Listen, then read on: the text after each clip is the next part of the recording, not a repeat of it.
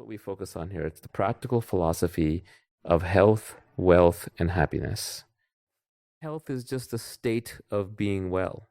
So let us get to the state of health in our finances so we're not fearful day to day. And that's where we started. And we spent a lot of time on that. Let's get to the place in physical health where we are not suffering from afflictions, disease, and addictions. And let's get to the state of mental health where we're relatively at peace and quite content with ourselves. Even though you can certainly achieve happiness and mental health without financial health, the truth is in modern society, most of us understand that financial wealth can give us freedom. It can give us time. It can give us peace. You're not going to buy your way to happiness, but you will buy your way out of common causes of unhappiness. In olden times, one of the routes to finding peace was you would become a monk. You would renounce things. You would renounce sex. You would renounce money. You would renounce shelter. You would renounce attachments. And you would go off in the woods. And after 30 years, when you'd finally gotten over the fact that you weren't going to have these things, then you might find some peace.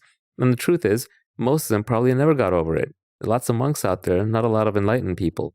I think it was Osho. He said, every time I meet a prostitute, she wants to talk about God. And every time I meet a priest, he wants to talk about sex.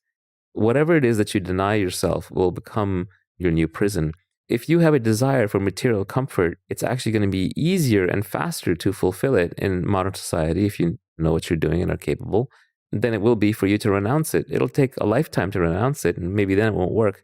But you can make some money and be materially successful in less than a lifetime. You can get there without it and probably have a more lasting form without it, but that's playing on hard mode.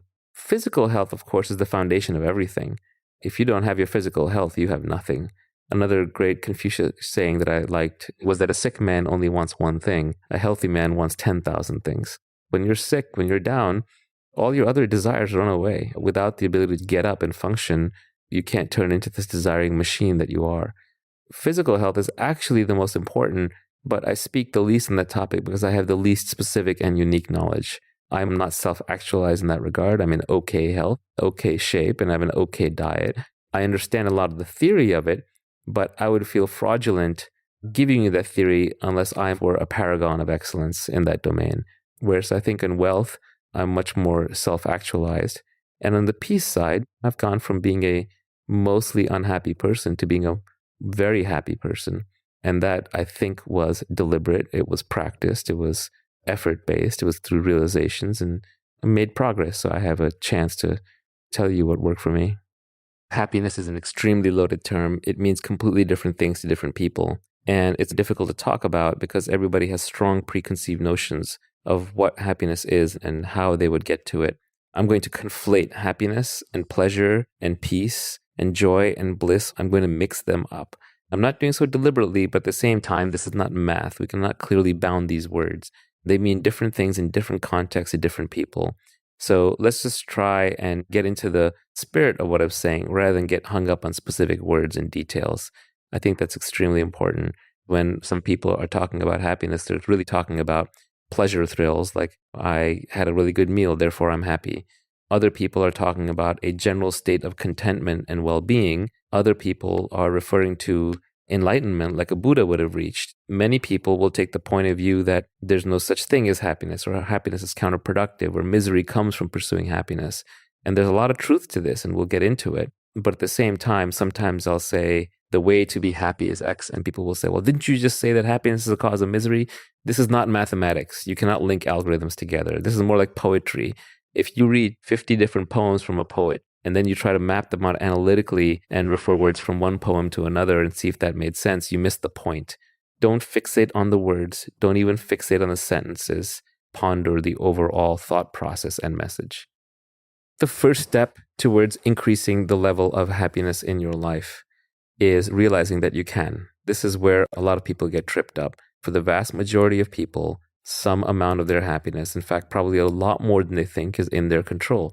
So the first step is not easy, and you might be stuck on this for a long time, and many people are, where they deep down believe that happiness cannot be developed or changed, and so they devalue it. They say, well, I don't want to be happy. Genetics may account for half or more than half of things like strength, athletic performance, and intelligence. But your genetic set point is only about half of it. And happiness or general contentment is much more malleable. than the other things. It's very hard for me to change my athletic performance purely through working out. I'm going to be genetically much more limited. But I think in terms of my mood and temperament and my outlook on life, am I a peaceful person or not? How angry do I get? These things are much more malleable. So happiness is a skill like nutrition and fitness. It is a skill that you identify and develop until you get better and better at it, and it slowly gives you results. It is not something that is God given to you and you're stuck. Although if you start with a high setting, then by all means keep it. It is a skill that can be learned and developed. Desire is a contract you make with yourself to be unhappy until you get what you want. You start becoming disturbed because you want something, and then you work really hard to get that thing, and you're miserable in the meantime. And then when you get that thing, you actually revert to the state you were in before you had that thing. It's not like you get to some blissful peak level that you stay on.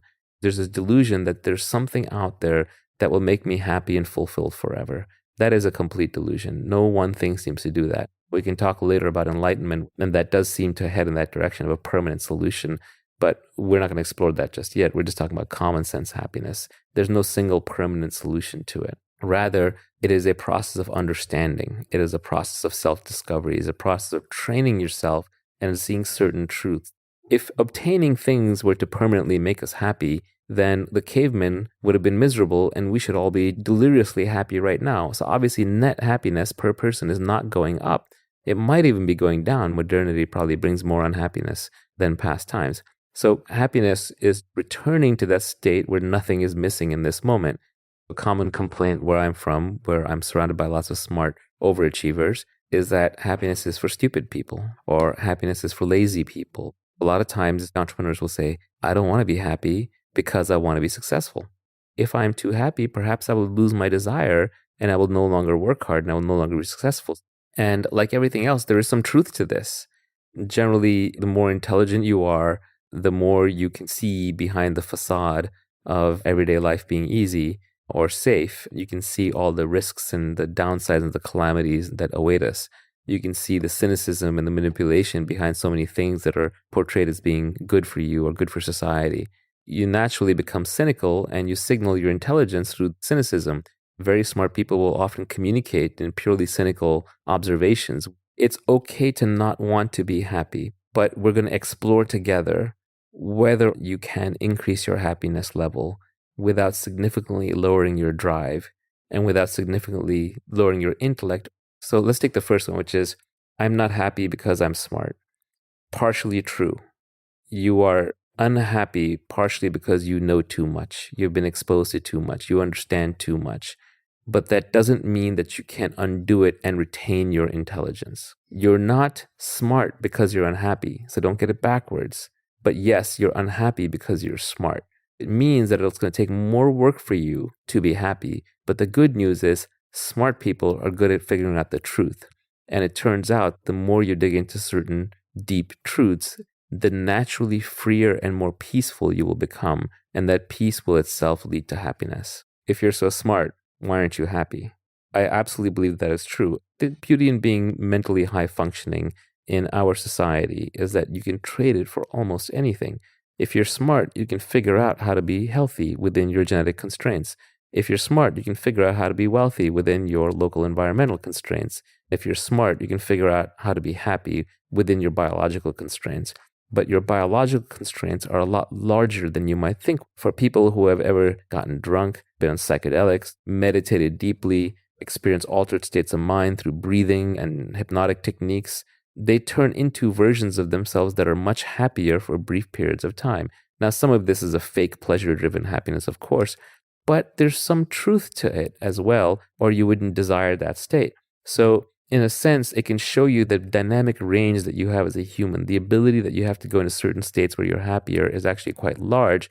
So how do you nudge yourself in that direction on a perpetual basis, as opposed to just visiting there by essentially stunning your mind into submission and silence?